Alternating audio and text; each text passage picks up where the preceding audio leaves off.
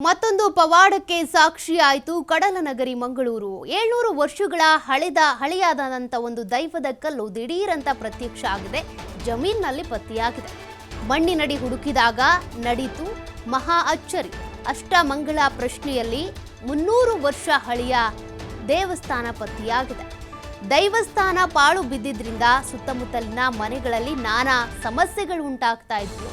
ಆ ಸಮಸ್ಯೆಗಳ ಬಗ್ಗೆ ಊರಿನ ಜನ ಹೇಳ್ಕೊಂಡಿದ್ರು. ಜೊತೆಗೆ ಊರನ್ನೇ ಬಿಟ್ಟು ಹೋಗ್ತಾ ಇದ್ರು. ನೀರು ಮಾರ್ಗ ಗ್ರಾಮದ ಜನ ಊರು ತೊರಿತಾ ಇದ್ರು. ಹೀಗಾಗಿ ಪ್ರಶ್ನಾ ಚಿಂತನೆಯ ಮೊರೆ ಹೋಗಿದ್ರು ಗ್ರಾಮಸ್ಥರು. ಆಗ ಒಂದು ಅಚ್ಚರಿಯೇ ಉಂಟಾಗಿದೆ. ಪ್ರಶ್ನಾ ಚಿಂತನೆಯ ಸೂಚನೆಯಂತೆ ಹುಡುಕಾಡಿದಾಗ ಅಲ್ಲಿ ಒಂದು ದೈವಸ್ಥಾನ ಪತ್ತೆಯಾಗಿದೆ. ಈ ವೇಳೆ ಪಾಳು ಬಿದ್ದಿದಂಥ ವಾಜಿಲ್ಲಾಯ ಹಾಗೂ ಧೂಮವತಿ ಬಂಟ ದೇವಸ್ಥಾನ ಪತ್ತೆಯಾಗಿದೆ. 700 ವರ್ಷಗಳ ಹಳೆಯ ದೈವ ಕಲ್ಲು ಪತ್ತೆಯಾಗಿದೆ. ಹೀಗಾಗಿ ಎಲ್ಲ ಸಮಸ್ಯೆಗಳು ಇನ್ನೇನು ಬಗೆಹರಿಬಹುದು ಅನ್ನುವಂಥ ಒಂದಷ್ಟು ಆಸೆ ಆಕಾಂಕ್ಷೆಗಳು ಅಲ್ಲಿನ ಗ್ರಾಮಸ್ಥರಲ್ಲಿ ಮೂಡ್ತಾ ಇದೆ. ಮಂಗಳೂರಿನಲ್ಲಿ ಆಗಿರುವಂಥ ಪವಾಡ ಇದು. ಮಂಗಳೂರಿನ ನೀರು ಮಾರ್ಗ ಅನ್ನುವಂಥ ಗ್ರಾಮದಲ್ಲಿ ಅಚ್ಚರಿಯೇ ಉಂಟಾಗಿದೆ. ಆ ದೃಶ್ಯಗಳನ್ನು ನೀವು ಗಮನಿಸ್ತಾ ಇದ್ದೀರಾ. 700 ವರ್ಷದ ಹಿಂದಿನ ದೈವದ ದಂಬೆ ಕಲ್ಲು ಪತ್ತೆಯಾಗಿದೆ. ದೈವದ ಪರಿಕರ ಕೂಡ ಪತ್ತೆಯಾಗಿವೆ. ದೈವಸ್ಥಾನ ಜೀರ್ಣೋದ್ಧಾರವಾಗದ ಹಿನ್ನೆಲೆ ಗ್ರಾಮಕ್ಕೆ ನಾನಾ ಸಮಸ್ಯೆಗಳಾಗ್ತಾ ಇದ್ವಂತೆ. ಹೀಗಾಗಿ ಮತ್ತೆ ಅದೇ ಸ್ಥಳದಲ್ಲಿ ದೈವಸ್ಥಾನ ಕಟ್ಟೋದಕ್ಕೆ ಈಗ ಗ್ರಾಮಸ್ಥರು ಮುಂದಾಗ್ತಾ ಇದ್ದಾರೆ. ದೈವಸ್ಥಾನದ ಅಭಿವೃದ್ಧಿಯ ಬೆನ್ನಲ್ಲೇ ಮತ್ತೆ ಆ ಗ್ರಾಮದಲ್ಲಿ ಶಾಂತಿ ನೆಮ್ಮದಿ ನೆಲೆಸಬಹುದು ಅನ್ನುವಂಥ ಕಾರಣಕ್ಕೆ ದೇವಸ್ಥಾನ ನಿರ್ಮಾಣ ಮಾಡಬೇಕು ಅಂತ ಮತ್ತೆ ತಮ್ಮ ತಮ್ಮ ಮನೆಗಳಿಗೆ ಈಗ ವಾಪಸ್ ಆಗ್ತಾ ಇದ್ದಾರೆ. ಊರು ಬಿಟ್ಟೋದಂಥ ನೀರು ಮಾರ್ಗ ನಿವಾಸಿಗಳು ಈಗ ಮತ್ತೆ ಊರಿನತ್ತ ಬರ್ತಿದ್ದಾರೆ. ದೈವಸ್ಥಾನ ನಿರ್ಮಿಸೋದಕ್ಕೆ ಹೋದವರಿಗೆ ಭರಪೂರ ದೇಣಿಗೆ ಸಂಗ್ರಹ ಆಗ್ತಾ ಇದೆ. ಇದೀಗ 3 ಕೋಟಿ ವೆಚ್ಚದಲ್ಲಿ ನಿರ್ಮಾಣಗೊಳ್ತಾ ಇದೆ ದೈವ ಕ್ಷೇತ್ರ. ಹಿಂದೂಗಳು ಮಾತ್ರ ಅಲ್ಲ, ಅನ್ಯ ಧರ್ಮೀಯರಿಂದಲೂ ಕೂಡ ಕೊಡುಗೆ ಸಿಗ್ತಾ ಇದೆ. ದೈವಸ್ಥಾನ ರಸ್ತೆಗಾಗಿ ಭೂಮಿ ದಾನ ಮಾಡಿದ್ದಾರೆ ಕ್ರೈಸ್ತ ಕುಟುಂಬಸ್ಥರು. ಹೀಗಾಗಿ ಒಂದು 3 ಕೋಟಿ ರೂಪಾಯಿ ವೆಚ್ಚದಲ್ಲಿ ದೈವಸ್ಥಾನವನ್ನು ನಿರ್ಮಾಣ ಮಾಡಬೇಕು ಅನ್ನುವಂಥ ನಿಟ್ಟಿನಲ್ಲಿ ಈಗ ನೀರು ಮಾರ್ಗ ಗ್ರಾಮಸ್ಥರು ಚಿಂತನೆ ನಡೆಸಿದ್ದಾರೆ. ಅಲ್ಲಿ ಮಣ್ಣನ್ನು ಅಗದಂಥ ಸಂದರ್ಭದಲ್ಲಿ ದೈವದ ಒಂದಷ್ಟು ಪರಿಕರಗಳು ಹಾಗೂ ದೈವ ಕಲ್ಲು ಇವೆಲ್ಲ ಕೂಡ ಪತ್ತೆಯಾಗಿವೆ.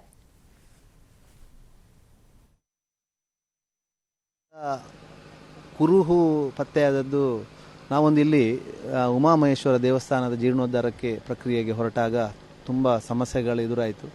ಯಾವುದೇ ಕೆಲಸ ಮಾಡಲಿಕ್ಕೆ ಆಗದ ಕಾರಣ ಮತ್ತು ಸುಮಾರು ಒಂದು 20 ವರ್ಷ ಬೇರೆ ಬೇರೆ ಹಂತಗಳಲ್ಲಿ ಪ್ರಯತ್ನ ನಡೆಯಿತು.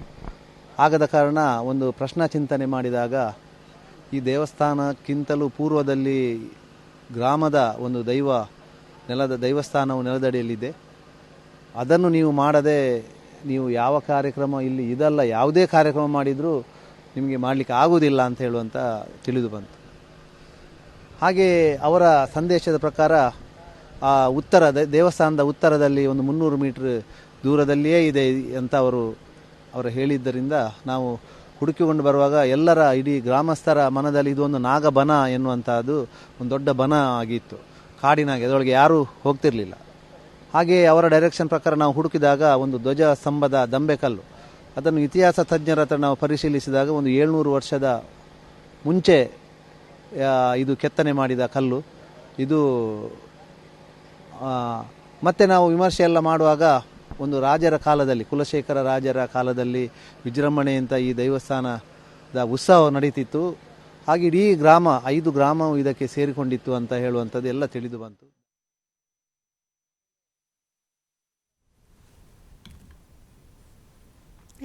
ಇದಕ್ಕೆ ಸಂಬಂಧಪಟ್ಟಂತೆ ನಮ್ಮ ಪ್ರತಿನಿಧಿ ಆದಿತ್ಯ ಒಂದು ಪ್ರತ್ಯಕ್ಷ ವರದಿ ಕೊಟ್ಟಿದ್ದಾರೆ, ನೋಡೋಣ.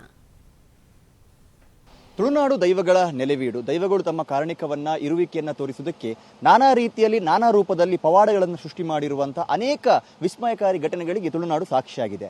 ಇಂಥ ಮತ್ತೊಂದು ವಿಸ್ಮಯಕಾರಿ ಘಟನೆ ಅನ್ನುವಂಥದ್ದು ಮಂಗಳೂರು ಹೊರವಲಯದಲ್ಲಿರುವಂತಹ ನೀರುಮಾರ್ಗ ಗ್ರಾಮದಲ್ಲಿ ನಡೆದಿರುವಂಥದ್ದು. ತಾವು ದೃಶ್ಯದಲ್ಲಿ ಗಮನಿಸ್ತಾ ಹೋಗಬಹುದು. ಒಂದು ದೇವಸ್ಥಾನ ಇದೆ. ಈ ದೇವಸ್ಥಾನ ಏನಿದೆ ಇದಕ್ಕೆ ಸುಮಾರು 700 ವರ್ಷಗಳ ಇತಿಹಾಸ ಇದೆ. ಆದರೆ ಕಳೆದ 300 ವರ್ಷಗಳ ಹಿಂದೆ ಈ ದೇವಸ್ಥಾನ ಪಾಳು ಬಿದ್ದಿತ್ತು.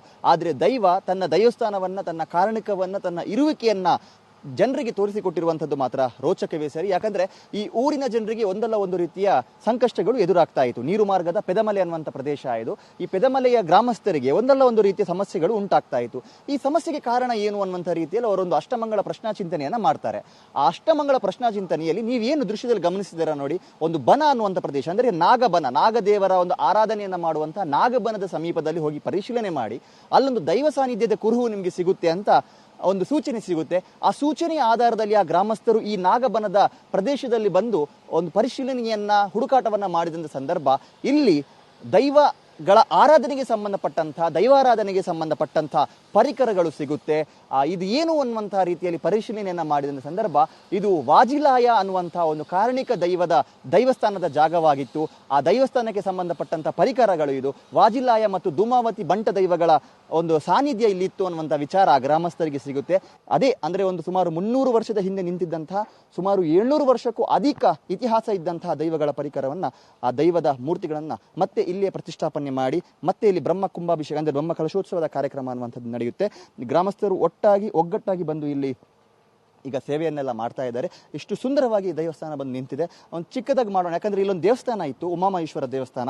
ಆ ದೇವಸ್ಥಾನವನ್ನು ಅಭಿವೃದ್ಧಿ ಮಾಡಬೇಕು ಅಂತ ಹೋದಂಥ ಸಂದರ್ಭ ನಾನಾ ರೀತಿಯ ಸಂಕಷ್ಟಗಳು ಬರ್ತಾ ಇತ್ತು, ನಾನಾ ರೀತಿಯ ಅಡೆತಡೆಗಳು ಬರ್ತಾ ಇತ್ತು, ತುಂಬಾ ವಿಳಂಬವಾಗ್ತಾ ಇತ್ತು. ಮತ್ತು ಇಲ್ಲಿನ ಪ್ರತಿ ಮನೆಗೂ ಕೂಡ ನಾಗರ ಹಾವಿನ ಒಂದು ಸಂಚಾರ ಅನ್ನುವಂಥದ್ದು, ಪ್ರತಿ ಮನೆಗೂ ಕೂಡ ನಾಗರ ಹಾವು ಭೇಟಿ ನೀಡ್ತಾ ಇತ್ತು.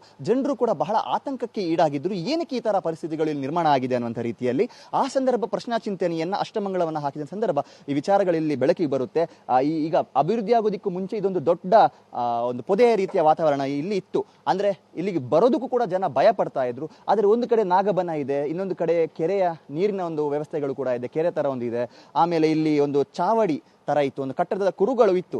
ಆದ್ರೆ ಇದೊಂದು ದೇವಸ್ಥಾನ ಅನ್ನುವಂಥ ಮಾಹಿತಿ ಇದ್ದಿದ್ರು ಕೂಡ ಯಾವ ದೇವಸ್ಥಾನ, ಇಲ್ಲಿ ಯಾವ ತರ ಆರಾಧನೆ ಆಗ್ತಾ ಇತ್ತು, ಯಾವ ತರ ಆರಾಧನೆಯನ್ನ ಮಾಡಬೇಕು, ಈ ಯಾವುದ್ರ ಬಗ್ಗೆಯೂ ಕೂಡ ಜನರಿಗೆ ಮಾಹಿತಿ ಇರಲಿಲ್ಲ. ಆದ್ರೆ ಅಷ್ಟಮಂಗಳದಲ್ಲಿ ದೈವವು ತನ್ನ ಇರುವಿಕೆಯನ್ನ ತೋರಿಸಿರುವಂತದ್ದು. ಆ ಅಷ್ಟಮಂಗಳದ ಆಧಾರದಲ್ಲಿ ಬಂದು ಇಲ್ಲಿ ಹುಡುಕಿದಂಥ ಸಂದರ್ಭ ಸುಮಾರು 300 ವರ್ಷಗಳ ಹಿಂದೆ ನಿಂತಿದ್ದಂಥ ಒಂದು ದೈವ, ವಾಜಿಲಾಯ ದೈವಸ್ಥಾನದ ಕುರುಹುಗಳು ಸಿಕ್ಕಿದೆ ಮತ್ತು ಅದಕ್ಕೆ ಸಂಬಂಧಪಟ್ಟಂತ ಪರಿಕರಗಳು ಸಿಕ್ಕಿದೆ. ಈಗ ವಿಜೃಂಭಣೆಯಿಂದ ದೈವದ ಅಭಯದ ರೀತಿಯಲ್ಲಿ, ದೈವ ನೀಡಿದಂಥ ವಿಶ್ವಾಸದ ರೀತಿಯಲ್ಲಿ ನಾಡಿದ್ದು ಫೆಬ್ರವರಿಯಲ್ಲಿ ಇಲ್ಲಿ ಜೀರ್ಣೋದ್ಧಾರ ಆದಿಯಾಗಿ ಇಲ್ಲಿ ಬ್ರಹ್ಮಕಲಶೋತ್ಸವ ನಡೆಯಲಿಕ್ಕೂ ಕೂಡ ಇರುವಂತದ್ದು. ಕ್ಯಾಮರಾ ಪರ್ಸನ್ ಕೃಪೇಶ್ ಪೂಜಾರಿ ಜೊತೆ ಆದಿತ್ಯ TV5 ಮಂಗಳೂರು.